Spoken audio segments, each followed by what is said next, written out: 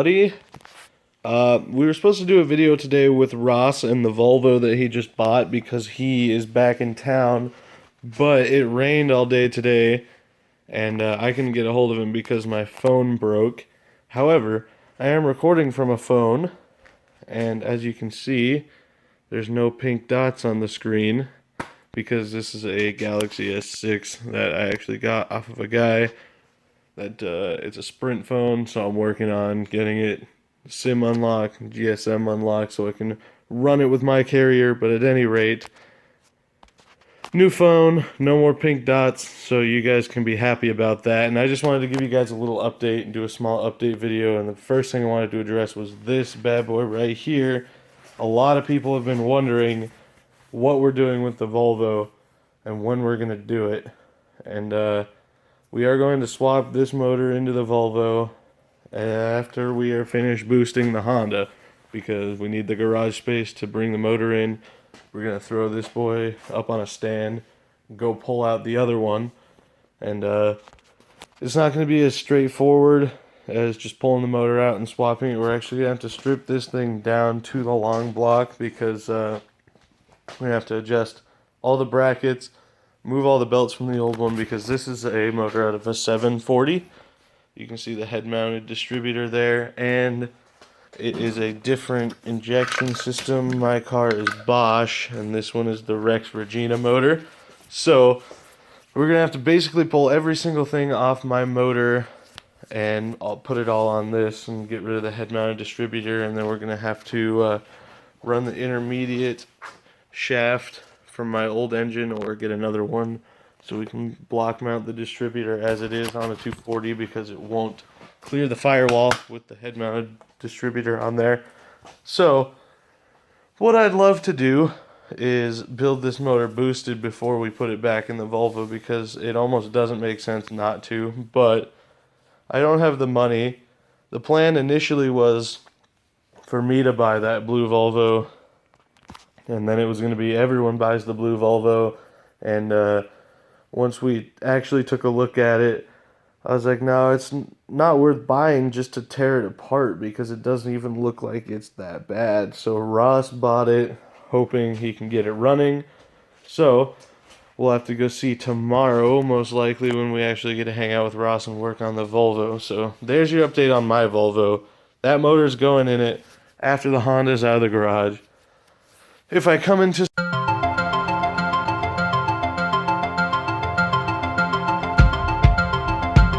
Alright, so on to the next situation. The Honda. Yes, sir, the Honda. Oil lines hooked up, feed and return. I know a lot of people keep having problems and reminding me that the drain here is supposed to be gravity fed. I'm saying this isn't going to work, but here, let's have a look here.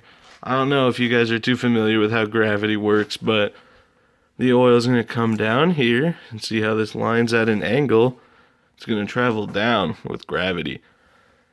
The only issue we're considering is, of course, the oil pan placement of the bung, but like we mentioned in the last video, we measured it out, and the bung sits, or the oil line just below the bung, to which the point it would stop, or it would not flow oil back into the opening, is about 3.5 quarts. So not entirely sure how much oil will be in the engine block at any given point, well, throughout the engine. If it's 1/2 quart, that works out perfect. If it's not gonna drain, then we'll run a little low. We put in 3.5 quarts as it is now, just to be safe, and we shouldn't run into any issues. But there's really only 2 things left to do on the Honda, and one of them, of course, is going to be mount this front mount intercooler and run the J-pipe and all the intercooler charge piping. And we did do a test fit. J-pipe tucks in just behind the radiator off the turbo, so that's all good. We're trying to figure out how we're going to do the piping. Like I've mentioned before, we really want to do just ratty-ass ABS piping for all the shit, which should work out everywhere from the intercooler up to the intake just fine. However, with the J-pipe running this bitch right next to the hot side of the turbo, I'm thinking we're going to have to do a real pipe at least from there till we get past the hot side of the turbo. And I'm thinking we're going to move these horns and cut this hole out right here bigger so we can run the charge pipe. And then the other thing is the ECU, and Alex, who is chipping it for us, has told me that the ECU is chipped and he's going to bring it over here. So we got to have the turbo and the intercooler and everything set up and ready to fire, and we're going to get it running and then set up a base map tune just to get it drivable without fuel starving everything and blowing the motor up, hopefully. So that's where we stand on the Honda project and on the Volvo project.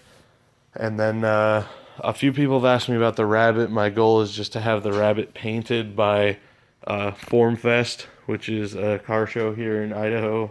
That's going to be in September. And then the other thing is the subscriber meetup in Las Vegas for Stance Wars. If you guys follow me on Facebook at facebook.com/bcarlsonautos, you'd see that I bought my Stance Wars ticket. We're all ready to go. We'll be rolling down in the minivan and Becca's Honda Civic. So none of the cars you guys want to see are going to be down there, but we're still going to do a subscriber meetup, and you guys can come hang out with us. And like I said before, I'll be giving away some free stickers.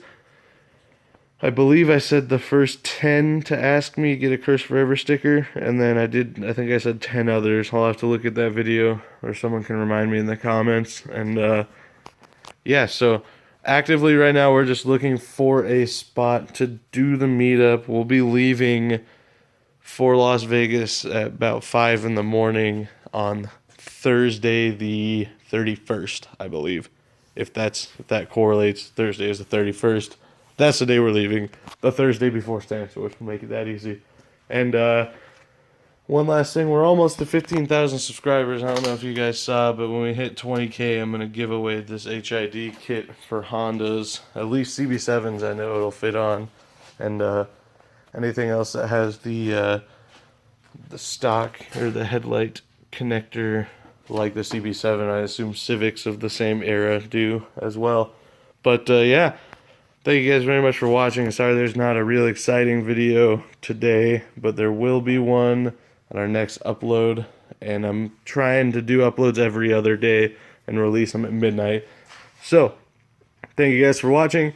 Hit that subscribe button, and we'll see you guys in the next video. Peace. Alright guys, my Instagram is at 1,000 followers, so to be entered in the contest to win a 3x24-inch Curse Forever banner, post a picture of your car with hashtag Carlson Brothers somewhere in that post, and you're automatically entered to win that sticker. I'll pick a random winner for you guys in 2 weeks from today. So thank you guys very much for 1,000 followers on Instagram. You guys have a great night.